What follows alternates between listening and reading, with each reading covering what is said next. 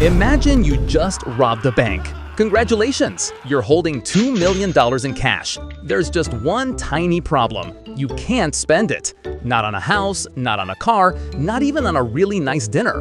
Because the second you try to buy anything significant, someone's going to ask, "Hey, where'd you bet all this money?" And "I found it" is not going to cut it. This right here is the criminal's oldest headache. And the solution they came up with is so clever, so brazen, and so widely used, it's almost beautiful. They call it money laundering, and today we're going to find out exactly how it works. First, what even is dirty money? Before we talk about washing money, let's talk about why it's dirty in the first place. Dirty money is just money that came from illegal activity. Drug sales, fraud, corruption, bribery, tax evasion, whatever it is, the government didn't get their cut, and you definitely don't want them finding out. The problem is that money leaves a trail. Every time money moves through a bank, an investment, a purchase, it leaves a footprint, and investigators follow footprints.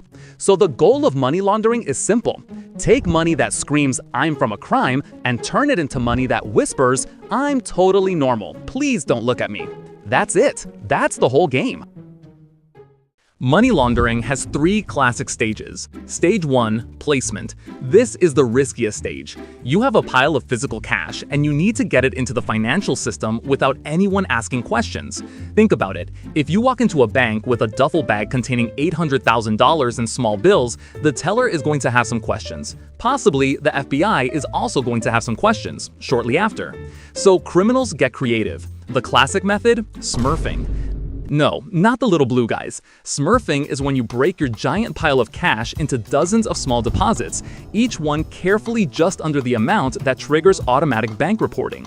In the US, that threshold is $10,000, so you'd make deposits of $9,800, $9,500, $9,750, spread across multiple banks, multiple accounts, multiple days. Sometimes they literally hire people, called Smurfs, to physically go bank to bank making deposits. It's tedious, it's slow, and it's honestly kind of a boring job for a life of crime.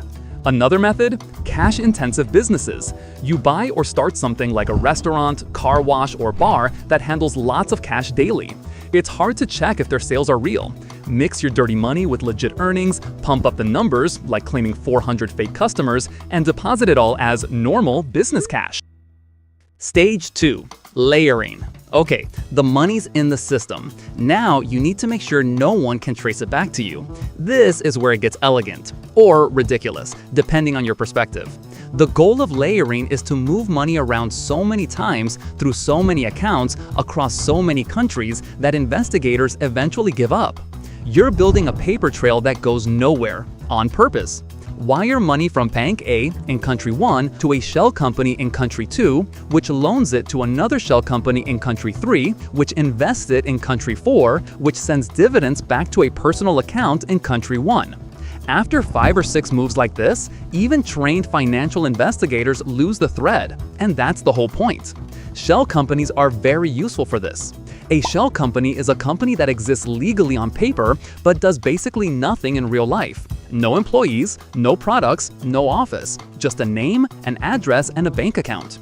In places like the British Virgin Islands, the Cayman Islands, or Delaware, yes, Delaware, right there in the good old United States of America, you can create a shell company for a few $100s, and the real owner's name doesn't have to appear anywhere public.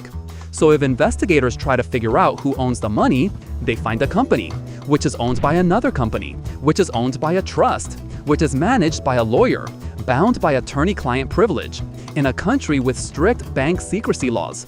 Congratulations, you've hit a wall. Stage 3. Integration. This is the finish line. The money's been placed into the system. It's been layered beyond recognition. Now it comes back to you, clean, legitimate, ready to spend on a yacht, or a penthouse, or just a very relaxing retirement. Here are some popular tricks criminals use. The first is real estate. Buy a high-end condo in Miami or London through a fake company. Hold it for a year, then sell. Boom, your tash is now profit from a property deal. Cities are full of empty luxury flats owned by these mystery companies. Bad for renters, great for crooks. Third is art. A painting sells for $50 million. Nobody's checking whether it was actually worth that. Nobody's requiring disclosure of where the money came from. The art world is notoriously opaque, which is why it's notoriously used for this. You invest in art, you sell later. Clean income. Plus, you get to hang something nice on your wall while you wait. The United Nations estimates that between $800 billion and $2 trillion is laundered globally every year.